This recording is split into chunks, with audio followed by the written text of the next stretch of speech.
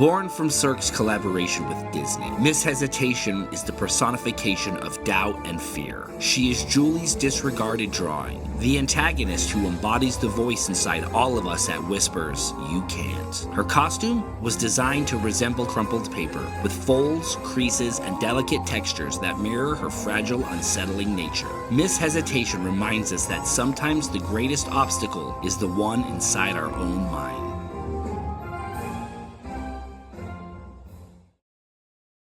Le Titan, also known as the Muscle Man or Strong Man, is an aggressive, solitary figure who dominates the stage with sheer power and controlled movements. He represents the nightmare that threatens to overtake a beautiful dream. Marching aggressively across the stage, his menacing presence and unfriendly demeanor create palpable tension and conflict with the other performers.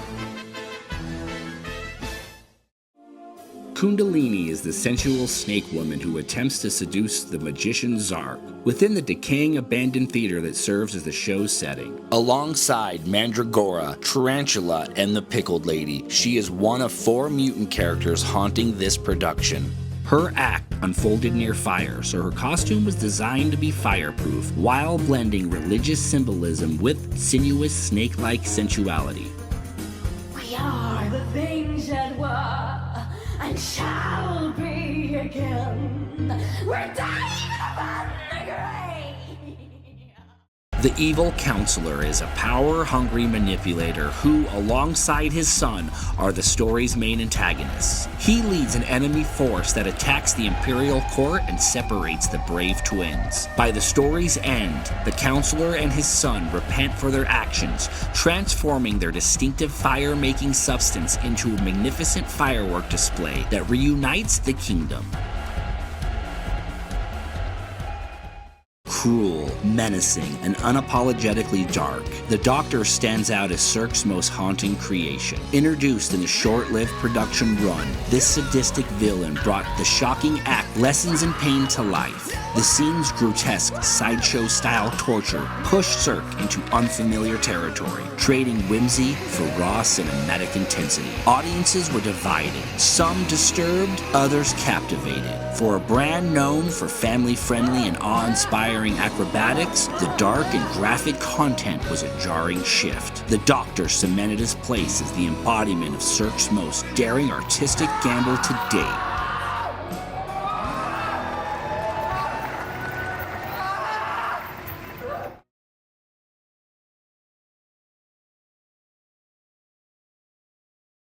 Bizarre. Cirque du Soleil's 43rd original production premiered on November 14th, 2018 in Mumbai. The name was inspired by the vibrant and bustling atmosphere of a traditional bazaar. The maestro leads a diverse group of acrobats, dancers, and musicians in a joyful, energetic display of camaraderie. After a worldwide tour, Bazaar's final performance was on January 6, 2025.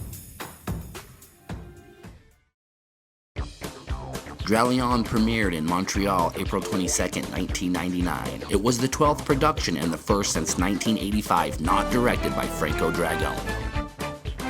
Its name combined dragon and lion. The theme was built around the 4 elements of life, which took on human form and were represented by distinct colors. Air was blue, water was green, fire was red, and earth was ochre. After 15 years, Dralion closed on January 18, 2015.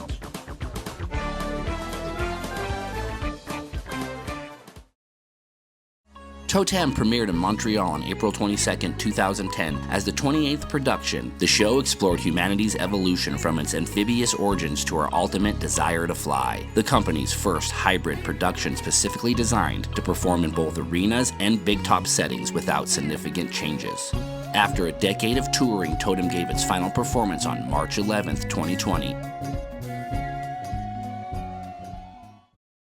Verikai premiered in Montreal on April 24, 2002 as the 14th production. The show's title means wherever in Romani, reimagining the Greek myth of Icarus. A young man falls into a magical forest and embarks on an extraordinary adventure. The costumes were designed by Eiko Ishioka. The award-winning Japanese artist created more than 600 elements for the show, reaching over 1.3 million spectators. Its final performance was on December 23, 2017. Quidam premiered in Montreal on April 23, 1996 as the 9th production. The name comes from the Latin word for anonymous passerby, reflecting the story's focus on ordinary people and their inner lives. Zoe, a young girl ignored by her parents, escapes into a magical world where fantastical creatures help her reconnect with herself and her family. After 20 years, the final performance took place in New Zealand on February 26, 2016, praised as a masterpiece for its dark emotion, artistry, and imagination. Considered one of Cirque's greatest touring shows, securing its spot as the best retired touring show of all time.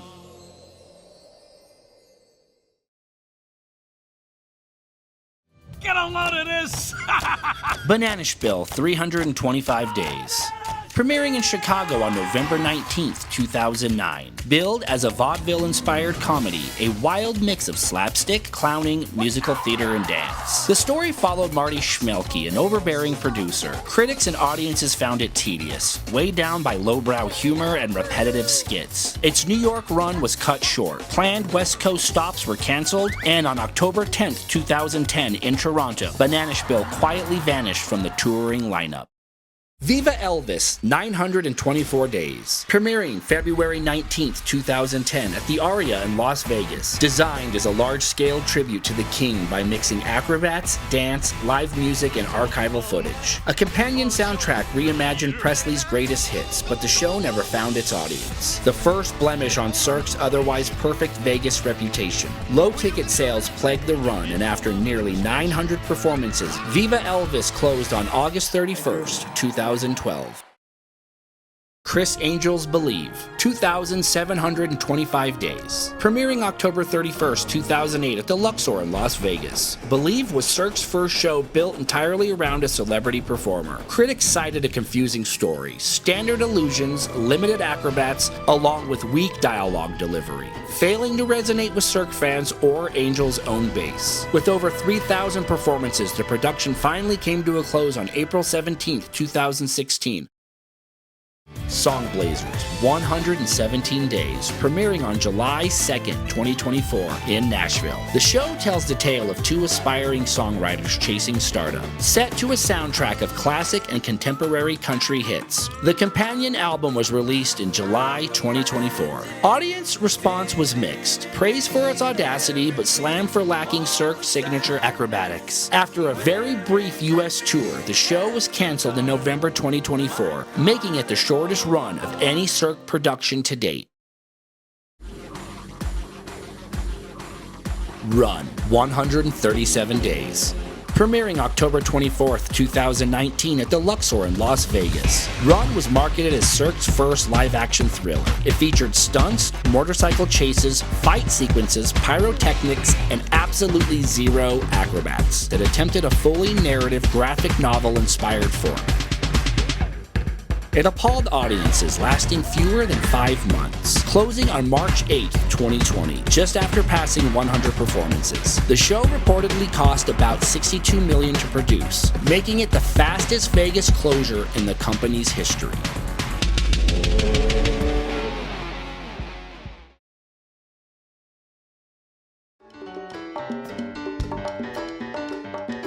At the heart of Ovo is the ladybug, a lonely dreamer waiting for something to happen. Her costume may not be one of Cirque's most intricate, with its rounded silhouette, bold red shell, and hand-painted dots, but it perfectly captures her sweetness and comic vulnerability. Her gentle and loving presence is what makes her the emotional core of Ovo's buzzing insect world.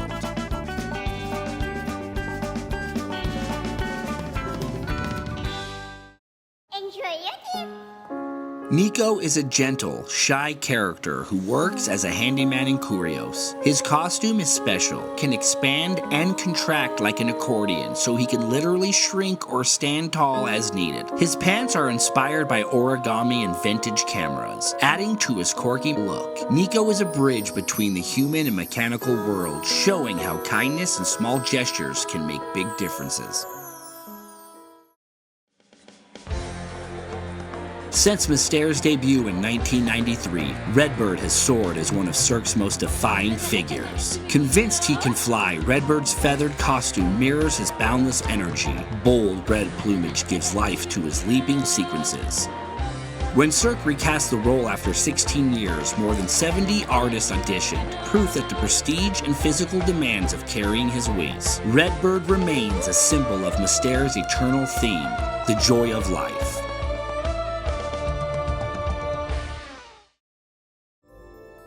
The trickster is both mentor and manipulator, guiding the innocent through Kuza's surreal world. His 3 distinct costumes included an entrance look, act-specific attire, and a finale outfit. At once charming and menacing, the trickster embodies the duality of self-discovery. Every choice comes with a test.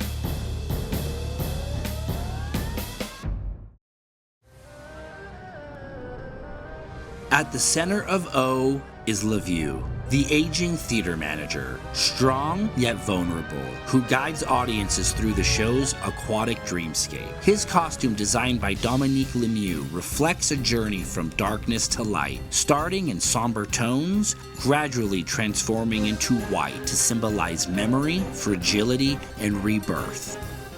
Portrayed most famously by Benedict Negro, LaVue anchors O, not with stunts, but with humanity. A timeless reminder that even in dreams we carry our years with us.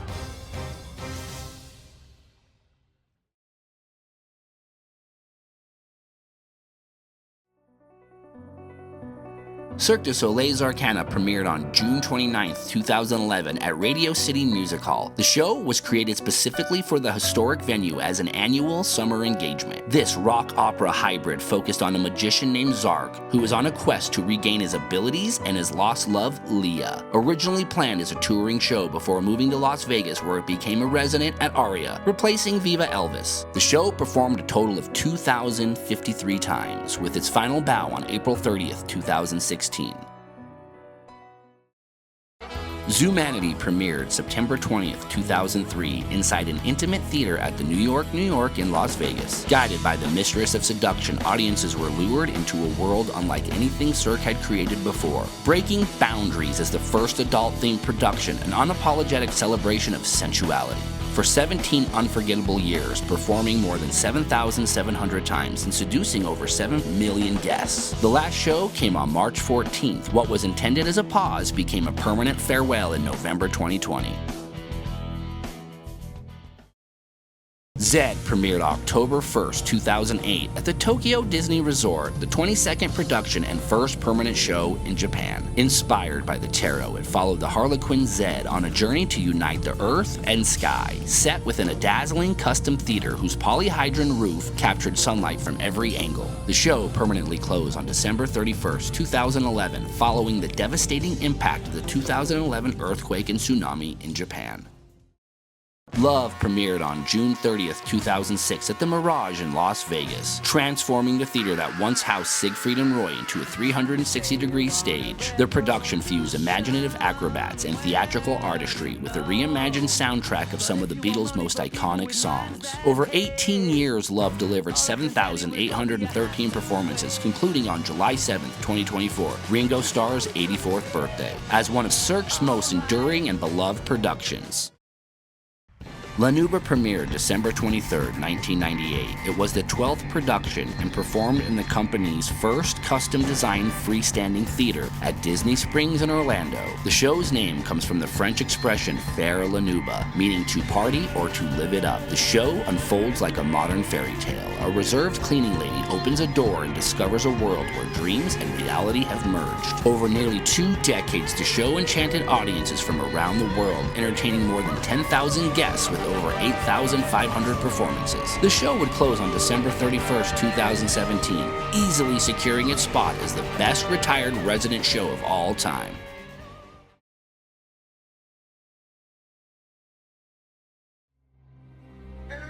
Premiering on April 19, 2007 in Montreal, Kuza follows the innocent on a journey of self-discovery through a surreal world populated by the trickster, the king, and ridiculous clowns. Kuza delivers the quintessential Cirque experience in its most exhilarating form, blending high-flying acrobatics, lavish costumes, vibrant sets, and hilarious clowning, all set to a powerful live score. Touring the globe for 19 years and still going strong, long, captivating nearly 8 million spectators with more than 4,000 performances. Premiering on April 21st, 1994, in Montreal, Alegria toured continuously for 19 years, becoming one of Cirque's most iconic productions. Its name means joy, and its theme of hope and resilience resonated worldwide, performing more than 5,000 times across 255 cities and entertaining 14 million people before closing in 2013. A reimagined version returned in 2019, proving its legacy truly never dies. Premiering November 26, 2004 at the MGM Grand in Las Vegas, Ka broke boundaries as the first Cirque show to feature a fully immersive narrative. With its massive moving platform, a stage that rotates, tilts, and even goes vertical, Ka is one of the most expensive theatrical productions in history. For 21 years, more than 10 million guests have seen it, remaining Cirque's most technically ambitious production. O premiered October 15, 1998 at the Bellagio in Las Vegas. Inspired by the infinity of water, it featured acrobatics, diving, synchronized swimming, and fire, all performed in a 1.5 million gallon pool. A true Cirque masterpiece of atmosphere and spectacle. The show is performed more than 11,000 times and continues to connect with audiences after 27 years.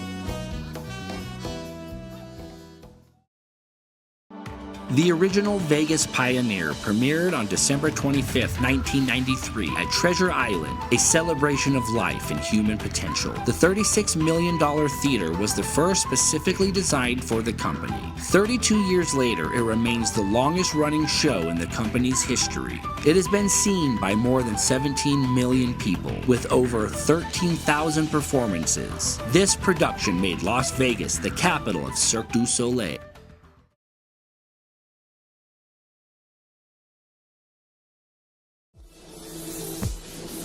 When Cirque du Soleil took to the ice for the second time in its history, it was pure storytelling in motion, a neon dream of pop music, acrobatics, and heart. Follow Axel, a young artist, as he chases his first love, Lay, a rebel with a glowing talisman called the Shining Star. When the villainous V tries to steal its light, our hero learns real power comes from within. Set to a stunning live soundtrack performed by Axel and his band. Part fantasy, part rock opera, all Cirque. Axel reminds us to chase the light before it fades.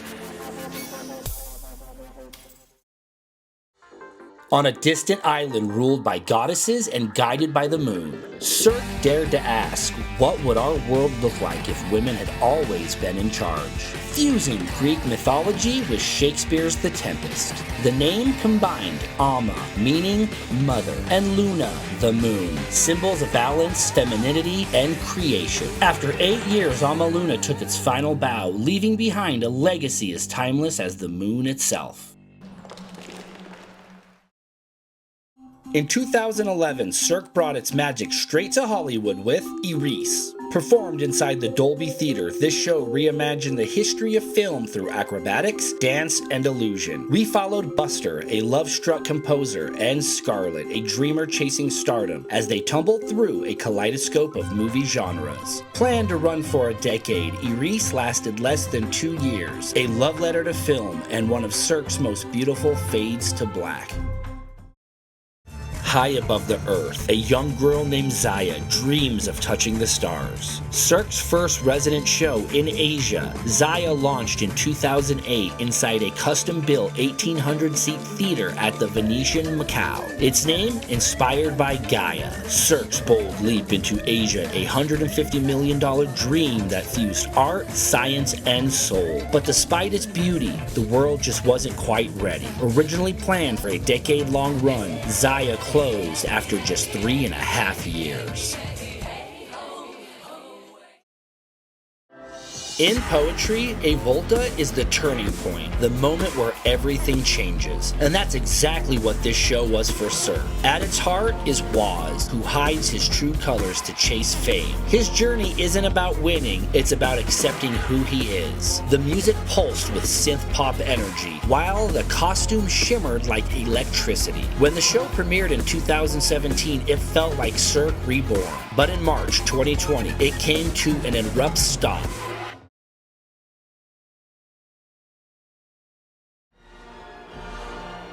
In the late 80s, Cirque du Soleil was still finding its identity when La Cirque Reinvente introduced one of the greatest clown acts, the Mad Conductor, played by Dennis Lacombe. He storms on stage like a deranged maestro, trying to keep control of an imaginary orchestra while conducting the 1812 overture into total chaos. This routine became an early example of musical clowning done the Cirque way, big, physical, and completely unhinged.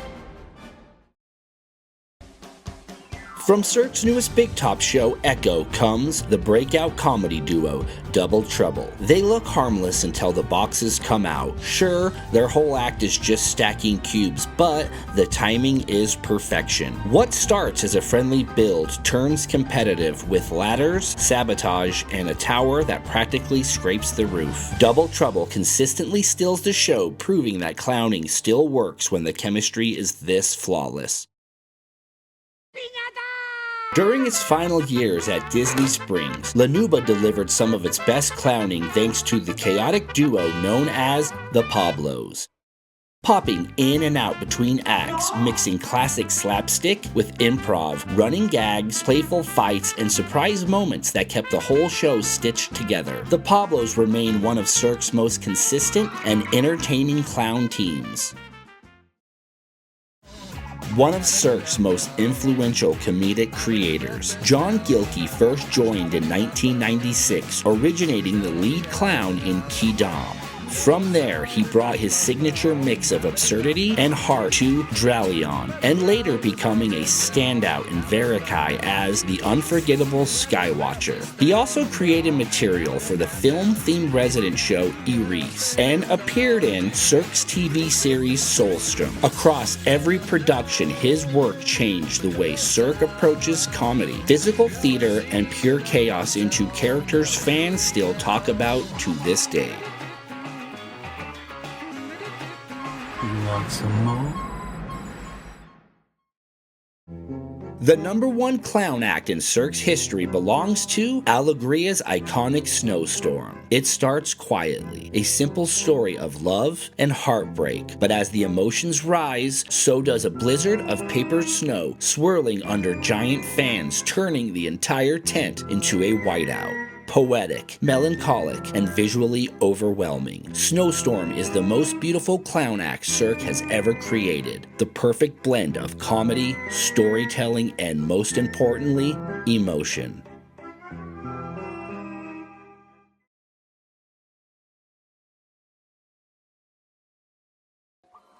Cirque du Soleil didn't just shut down during COVID, it almost disappeared. Without a Net documents the 8-week race to bring O back to life after the 400-day shutdown and bankruptcy. This isn't about spectacle, it's about survival. Witness artist training, recasting, restaging, technical rehearsals, and the emotional toll on performers and staff. This documentary strips away the fantasy and shows the truth, because for these artists, Cirque isn't a job, it's identity.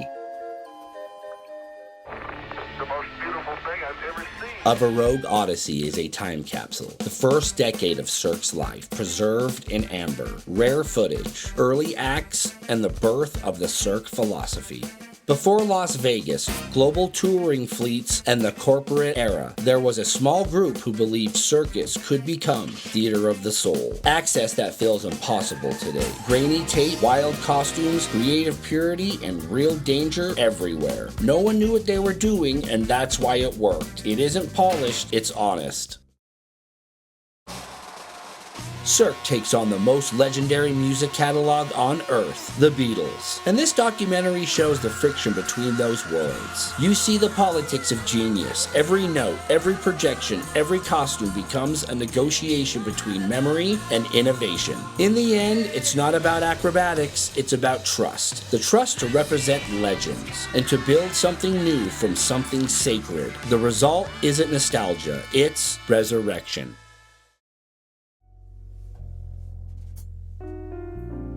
Lovesick captures what happens when Cirque destroys its own rules. In a glossy behind the scenes, it's a confessional. Artists talk about desire, shame, empowerment, trauma, and liberation. The emotional cost is real.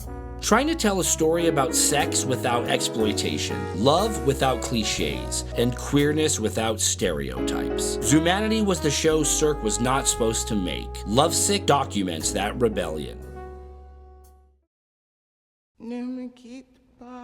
Fire Within isn't a documentary. It's a 13-episode emotional autopsy of Cirque's creative process, following the birth of Verikai in 2002. You see casting fights, choreography ripped apart, egos in collision, and the quiet moments when an artist realizes they're being replaced after giving everything. The truth is simple. At Cirque, talent isn't enough. You have to be fearless and fragile at the same time. The only documentary brave enough to show how close they come to failing before becoming eternal.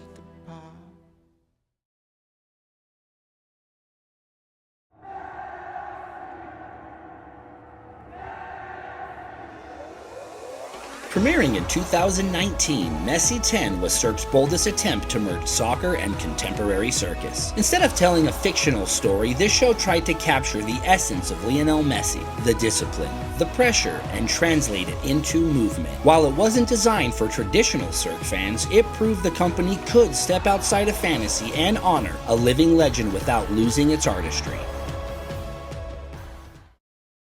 Inspired by James Cameron's Avatar, Cirque may be one of the most polarizing shows Cirque has ever created, but it's also one of their most technologically ambitious. Prioritizing world building over traditional acrobatics, the show pushed Cirque closer to cinematic theater than traditional circus, featuring massive puppetry, projection-mapped environments, and a fully narrated story that functioned like a live prequel to the original film.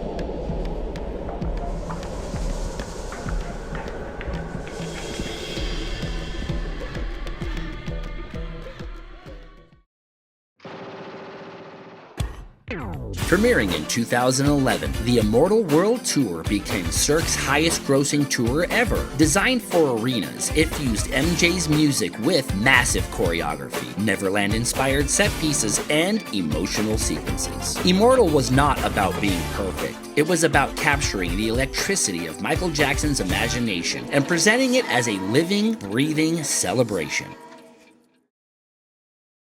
Cirque's tribute to Soda Stereo wasn't just a show, it was a cultural phenomenon, performing for a fan base with decades of emotional history. Septimodia turned the audience into a character with its standing room, immersive staging, and out-of-this-world atmosphere. The production broke every rule of what a Cirque show should be, celebrating music, legacy, and the emotional weight of Gustavo Cerati. It remains Cirque's most successful regional celebration.